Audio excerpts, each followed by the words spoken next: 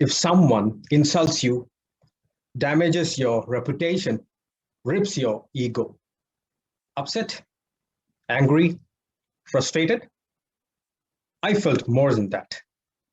And that someone is a monkey.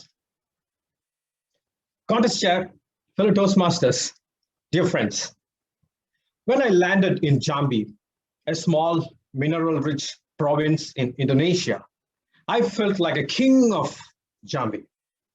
My client owned a coal mine there. It is about 200 kilometers from the shore, and I built a small ship for him, which carried coal in the river, and it came to the port. And the business was so successful, he invited me to build more ships. I felt really achieved, proud, and I was young that time, full of ego, landed in Jambi. When I came out, a luxury car was waiting for me to pick me up.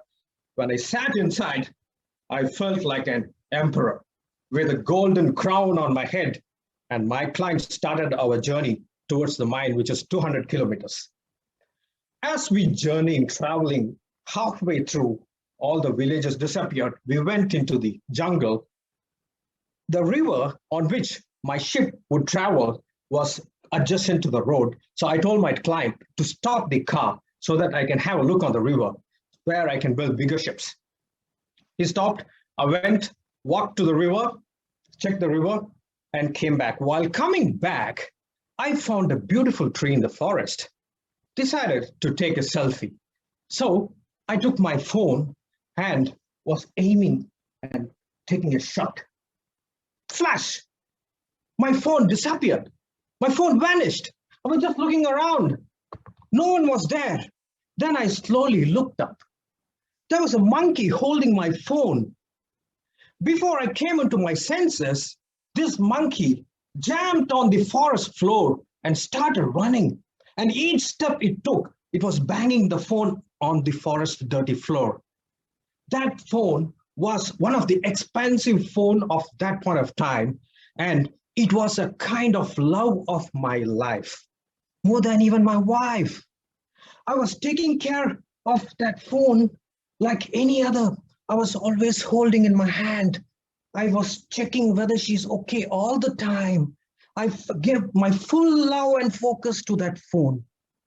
Even in the morning, first thing when I wake up, open my eyes, I want to make sure my phone was okay.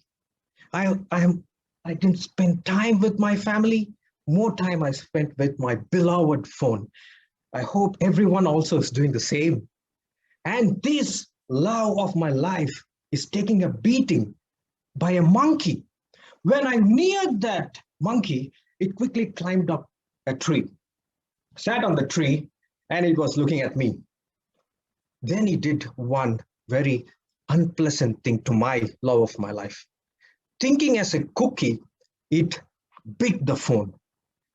Wow, my heart stopped.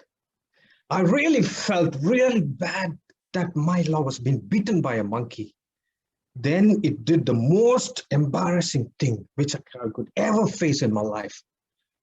Realizing that it is not a cookie, it threw the phone with a sound and it came and fell right in front of me in a dirty mud.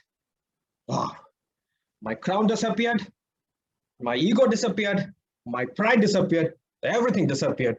With a huge embarrassment, I took the phone, washed with a bottle of water, and went into the car. My client, all the while listening to my fancy stories, seeing me in a very embarrassed, disgusted situation, he couldn't control his laughter. At the same time, he wanted to comfort me also. He was like, Ranjit, sorry. Ranjit, sorry. Don't bother. They are our great grandfathers. I didn't speak a single word. Kept quiet, all my ego gone. I was just keeping quiet. We went into the mine. We did the survey. I checked everything and we were returning in the night. While we were coming back, halfway through again, there was a commotion on the road in the darkness. It seems there is a village which didn't have electricity and there is an accident on the road. A family was traveling in a bike and some monkey jumped on them and they slipped. They fell. The husband and wife got injured. I know it's the same monkey. I want to take a revenge of that. But it was too late. Instead of taking a revenge of that monkey, I decided to help this family. So we picked up the family. There was a boy, took the boy, made him sit next to me. I told the husband to go back and sit in the boot of my car. The wife went and sat, and we took them to the nearby clinic. There, when I admitted the husband, that is when I noticed a small baby in the arms of that lady, little lady she was. I felt really touched and shocked. My gosh, this lady had a fall with the small baby? Was the baby injured? I felt very compassionate. So I went and checked the small baby. Is there any traces of blood in its mouth or ears or eyes? Everything is okay. Something really moved. I took whatever Indonesian rupiah I had, which will be in a very small amount, and gave it to the lady. And she was asking me, why, sir, why? He said, you keep it. Then she said, with a very thankful eyes, terima kasih, Pak. Terima kasih.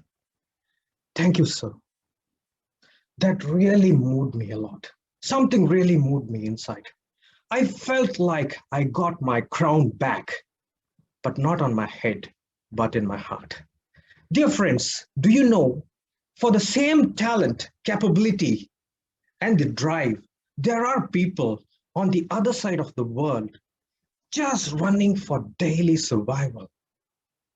Dear friends, do you know, especially during this pandemic situation, our neighbors, our friends, the people on the next street are so depressed, they don't know what to do.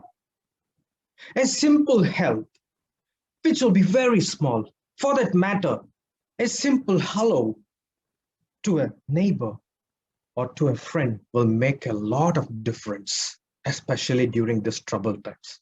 That will give a crown in our hearts. Shall we have crown in our heart, dear friends? Back to you, Contest Chair.